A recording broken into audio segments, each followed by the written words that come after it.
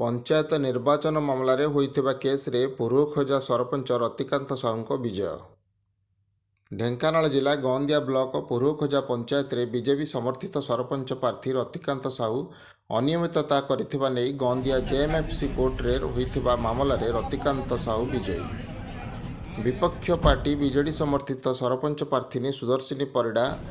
अनियमितता होइछि बोली Gondia JMFC court रे एक मामला रुजु करथिले।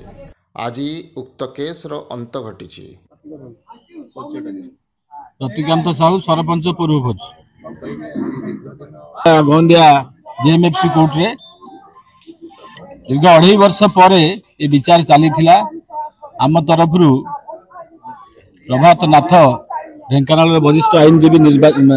केस लड़ुले किंतु ये केस रे विशेष किसी नथिला से माने जानिकी जेहेतु तांकर शासन थिला गोंदियार हेडक्वार्टर रे मु निर्वाचित होइथिली एटा भविष्य रे तांको विपद हो भाबिकी सेतेबेले से माने केस टू करिथिले ई समान सिस्टम रे ई जो स्टैंडर्ड रे आज से माने करिथिले केस 2017 मसिया रे मध्य मु जिला परिषद लड़िथिली तत्कालीन सब कलेक्टर मध्य मते क्लीन चिट देथिले किंतु आज से माने 2.5 वर्ष तळे जेते मु सरपंच निर्वाचित हेली तांकर विधायक टू आरंभ कर से गोटे षडयंत्र कले आकु हेडक्वार्टर हटेबा को पड़िबो तेणु से केस करथिले केस रे कोन थिला नथिला से कथा तो मो पाखे अछंती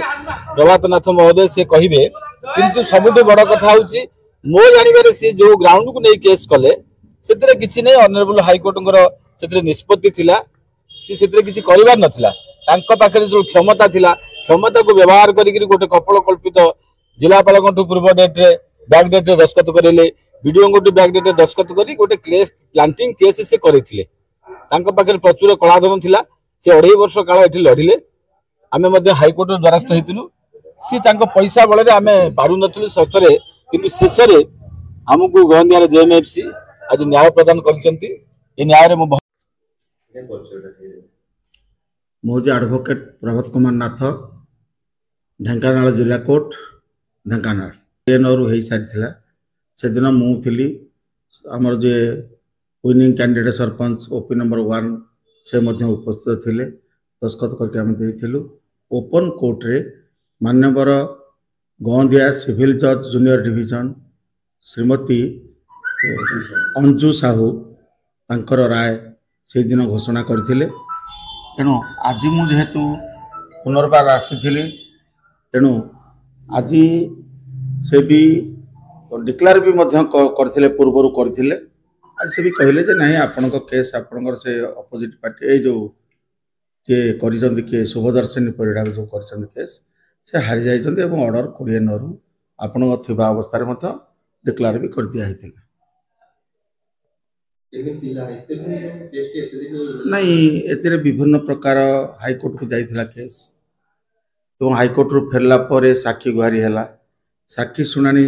सवाल जवाब पर आर्गुमेंट दुई थर होता एवं पूर्व जज जेहेतु डिक्लारेशन करनथिले पुनर्बार आर्गुमेंट हला पर मान्यवर अदालत तांकर राय 20/9/2024 रे घोषणा कले। ढेंकानाल सौम्यरंजन महांती को रिपोर्ट नागराज न्यूज।